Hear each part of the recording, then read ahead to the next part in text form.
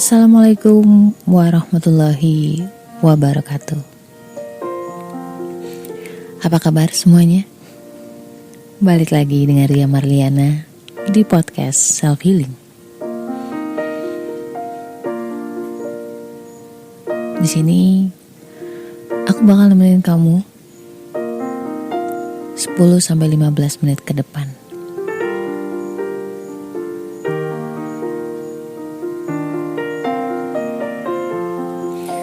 Pernah gak lo curhat ke teman-teman lo, tapi rasanya tetap aja hampa? Rasanya gak plong, gak lega. Dan perasaan itu tetap aja mengganjal.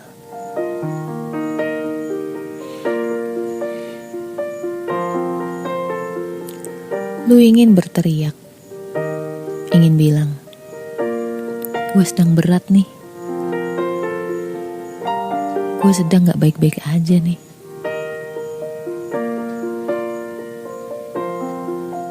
Tapi gak bisa.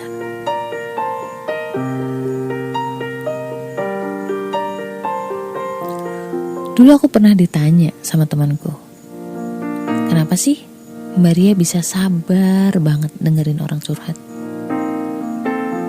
Karena teman gue lihat banyak orang yang nyaman banget curhat sama gue.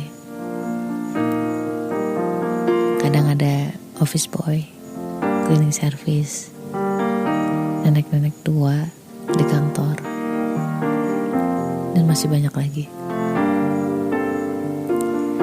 Jawabannya, gue tuh pernah berada di posisi mereka.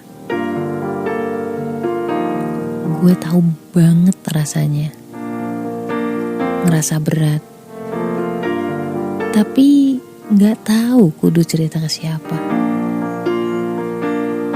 Gak tahu gimana caranya bercerita, dan apa yang harus diceritain.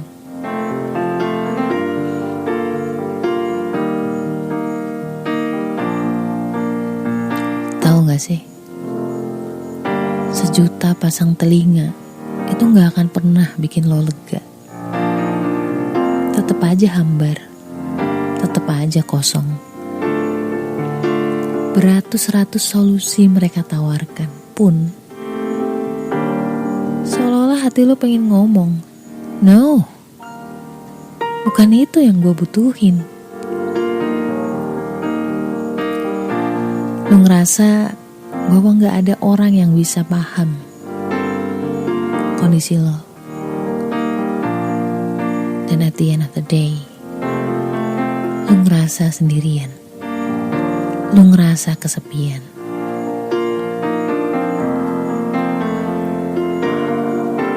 Sebenarnya yang lo butuhin tuh dia yang paham. Satu aja telinga yang paham bahwa lo ngerasa berat. Lo sedang tidak baik-baik aja. Tapi kenapa? Walaupun sejuta manusia bilang, gue paham lo sedang merasa berat, seolah di lubuk hati lo yang terdalam bilang, enggak, lo gak paham. Ternyata hati lo gak percaya. Hati lo gak semudah itu percaya sama orang. Apa yang salah?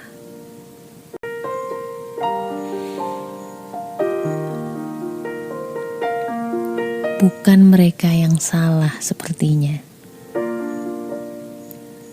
Lo tahu mereka sayang. Lo percaya mereka tulus. Tapi hati lo gak bisa dibohongin bahwa mereka tuh gak sepenuhnya paham. Lo tahu nih, mereka hanya mampu melihat dari sudut pandang mereka aja. Mereka gak bisa masuk ke dalam sudut pandang kamu. gak bisa masuk ke dalam hati lo.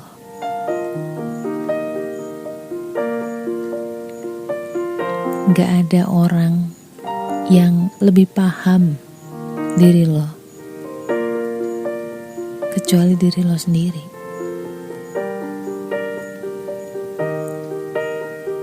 Tapi saat ini lo gak paham siapa diri lo.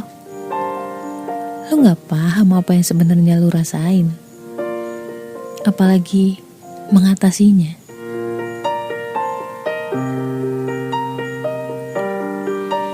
Dan satu-satunya yang lebih paham siapa diri lo, melebihi diri lo sendiri, siapa coba? Allah. Allah yang mampu memahami sepenuhnya.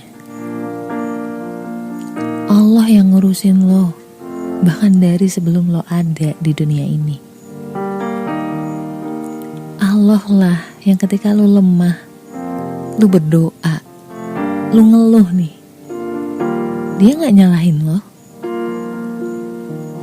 dia gak ngehakimin lo, gak ngehukum lo, atau membebani kita dengan kata-kata tabah ya, sabar ya, be strong, yang kuat ya. No, sampai di titik ini aja lo bisa hidup, itu udah perjuangan banget. Allah gak nuntut lo macem-macem. Allah cuma bilang, serahkan beban itu padaku. Allah bilang, ingatlah aku, nanti hatimu akan ringan, hatimu akan tentram. Lo inget gak? Ada cowok gombal bilang, kalau lu sedih, kangen, inget gue ya. You know what? This is like a bullshit. Apa sih pengaruhnya ketika inget dia?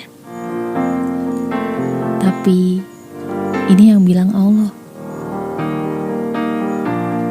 Hati kita itu ada di genggamannya Allah. Cuma Allah yang bisa membolak-balikan hati. Selama ini kita terlalu sibuk mencari hati yang mau menerima kita, mencari pundak untuk bersandar, menyerahkan hati kita kepadanya.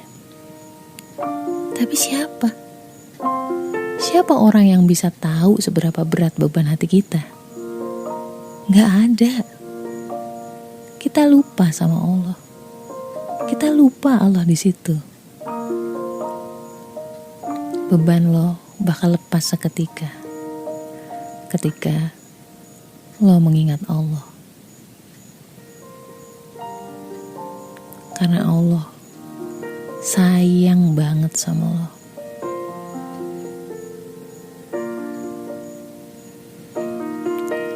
Ketika semua orang ninggalin lo,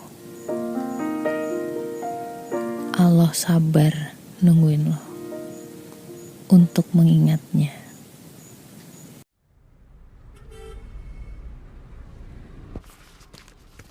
Pogo FM, listen on the go. Gimana konsepnya? Oke nggak? Gue berharap gue bisa nemenin lo. Karena rasanya nggak punya temen, rasanya sendirian, mau secuek apapun orang, dia pasti tetap akan ngerasa kesepian. Aku cuma pengen bilang bahwa lo nggak sendiri kok. Gue juga dulu pernah ada di posisi kayak gitu. Gue bilang ke Allah, ya Allah, perkara viral, rezeki, endorsan lah apapun itu Engkau pasti udah ngatur ya Allah. Tapi aku berharap kalau misalkan konten gue ini minimal ada satu orang aja yang kebantu, itu aku udah bersyukur banget. Aku cuma pengen kalau misalkan lo kesepian, lo tinggal dengerin suara gue. Dan gue berharap juga konten-kontenku tuh gak cuman berdimensi untuk duniawi aja gitu. Gue pengen konten ini ngingetin lo ke Allah. Karena gini ya, orang kalau curhat tuh sebenarnya nyari apa sih? Nyari orang yang paham bahwa Allah tuh lagi ngerasa berat. Bukannya malah disalahin, lu kurang sedekat sih, lu kurang dekat sih sama Allah. Bukan juga dibanding-bandingin gitu. Emangnya kalau misalkan lu sakit tipes atau apa gitu, terus lu dibandingin gitu, mau gitu dibandingin dengan orang lain yang di sebelah lo. Dia juga sakit tipes nggak apa-apa tuh, kan nggak kayak gitu. Lu lagi fokus lu sakit nih gitu kan. Tuh, tapi banyak orang curhat itu dapatnya adalah pembandingan. Dan yang ketiga disuruh-suruh. Lu tegar deh, lu tabah deh, udah deh, nggak usah cengeng. Kan ada yang kayak gitu ketika curhat. Jangan manja deh. Sakit banget kan kalau misalkan ada orang yang gak paham posisi lo. Tapi kalau misalkan ada orang yang curhat ke gue untuk sekali 2 kali, itu aku masih dengerin. Tapi kalau misal topiknya udah ketiga kali masih sama, aku pasti udah ngasih PR sama orang ini. Karena gue gak mau, karena ketika lo panic attack, lo anxious, lo overthinking, yang lo cari adalah gue gak mau. Cari Allah. Karena ibaratnya kalau misalkan gue terus-terusin, gue selalu ngedengerin lo misalkan kenapa selalu nyarinya gue, itu jadi morfin. Itu hanya akan mungkin melegakanmu cuma sebentar, sejam 2 jam atau paling lama sehari. Nanti lo akan kembali lagi dengan overthinking lo. Gue gak mau jadi narkoba buat lo. Pasti at the end of the day, udah kita sama-sama ngedeketin Allah yuk. Karena obat yang sesungguhnya itu cuma Allah. Jadi, apapun masalahnya, jangan lupakan Allah. So stay love and assalamualaikum warahmatullahi. Episode selanjutnya. Dan di sini gue bakal bahas kenapa sih golongan darah B itu susah atau sulit nemuin ini loh kesukaan gue. Kadang ragu sendiri gitu. Anehnya ketika dia kecil tuh mereka enjoy every single thing.